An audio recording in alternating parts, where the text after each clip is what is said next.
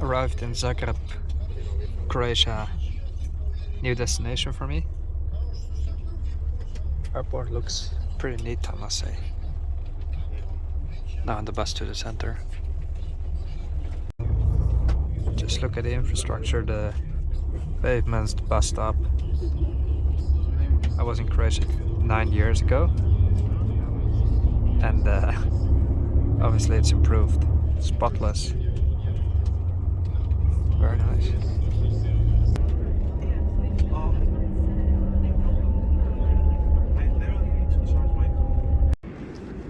Alright, walking to the hostel right now.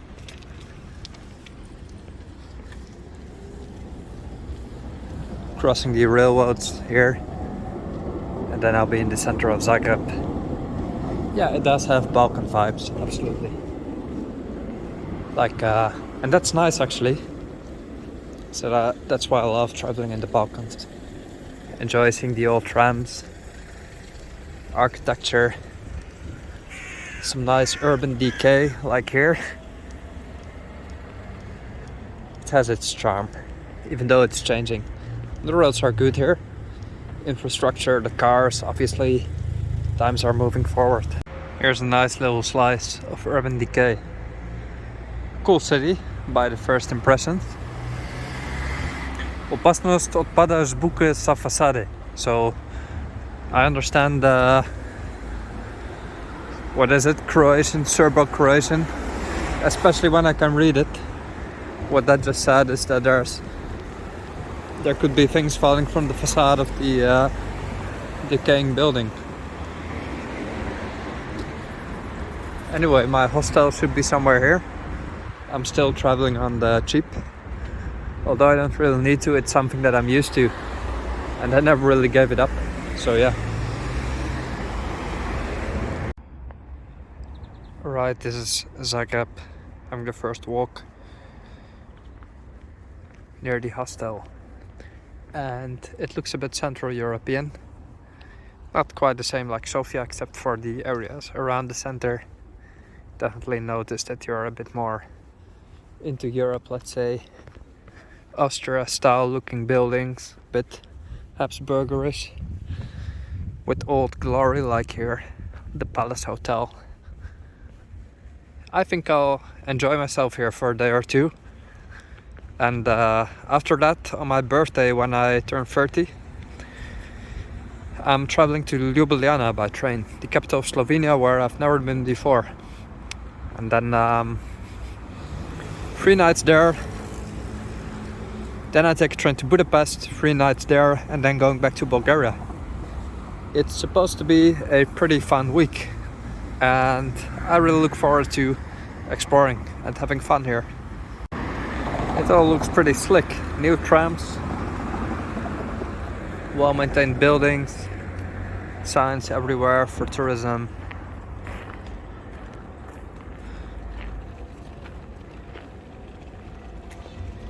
No Cyrillic script here, as you can see. It's all in Latin letters, but I can understand the Croatian. It's also in English, of course. And there is municipality Wi-Fi for free, but who needs that anymore?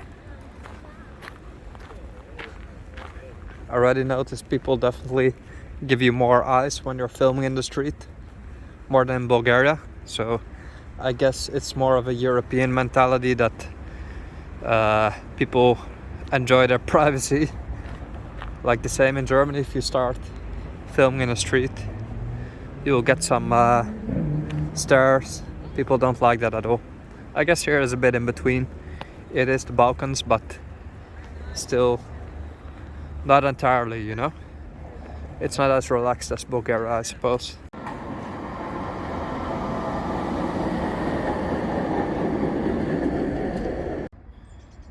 Fancy central part of the city here.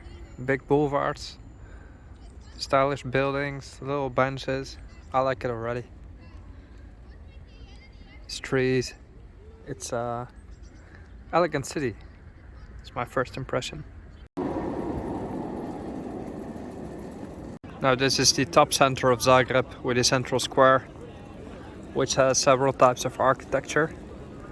We see a bit older all around, but also newer from the probably Yugoslav era. There's an old hotel right there, a glass tower that's probably some 20 years old or even 40, I don't know.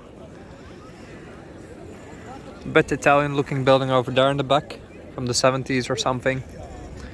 And here all types of classy facades. Who is that? Ban Jelacic. I don't know anything about Croatian history except that it was part of Yugoslavia, obviously. And I know a bit about the Balkan Wars.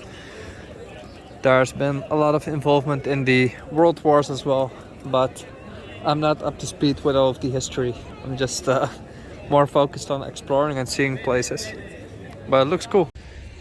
So I suppose now I'm between the lower and the upper part of old Zagreb. And most probably, like, I don't understand the history, but I know a lot about cities in general. In Europe at least, the upper towns were the oldest parts because they can easily be defended. And they were often fortified in Europe by walls like these that are centuries old. And the lower part is developed in the centuries after that. It's the same with, let's say, citadel cities such as Bergamo in northern Italy, where you have an upper and lower town. And I suppose Zagreb is quite the same. In Bulgaria we don't really have that because basically all the cities were destroyed during the Ottoman era, which is a shame. And the thing is that on the Balkans, let's say, fortified cities and citadels are not really common. You do have Berat in Albania, and you do have many towns on mountain hills, let's say, but often they are not fortified as in the more central parts of Europe and even Western Europe. Cities like France, you have the city of Carcassonne, but here this is Zagreb, and it is the Balkans, but it's also truly on a crossroads of everything. I think I'll have a lot of fun here. By the looks of it, I must say that initially I was hesitant to come here. The flight was only 10 euros one way, but I'm turning 30 and I wanted to do something exciting and go somewhere exotic. So I was focusing on going to Uzbekistan or Kyrgyzstan, which are in Central Asia on the Silk Road, let's say.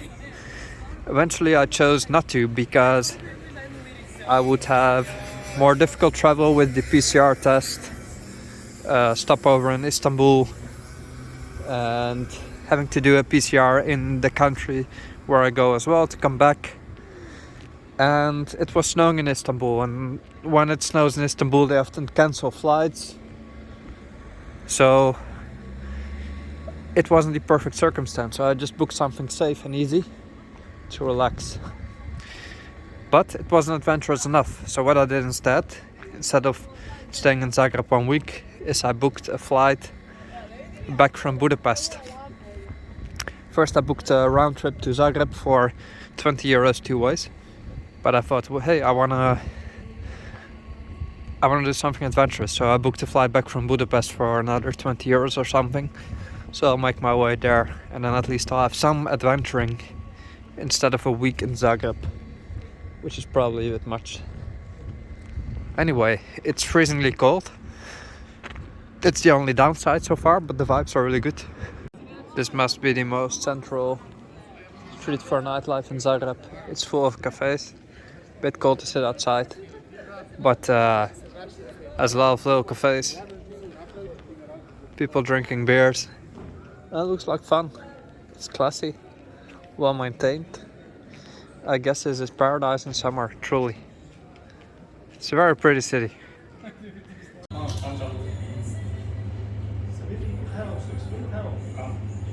Starting with mimosa, the Indian restaurant. Main course, lamb meat with curry, butter naan with some chutney, and the mango lassi. Delicious. And now Zagreb is getting ready for Saturday night. It's getting a little bit more crowded slowly. It's about something to 8 o'clock. And the Balkans are very famous for their cafes everywhere and little restaurants, and they're always full at any time of the day, especially the heated terraces, even throughout the winter. I'm sure it's a lot of fun here.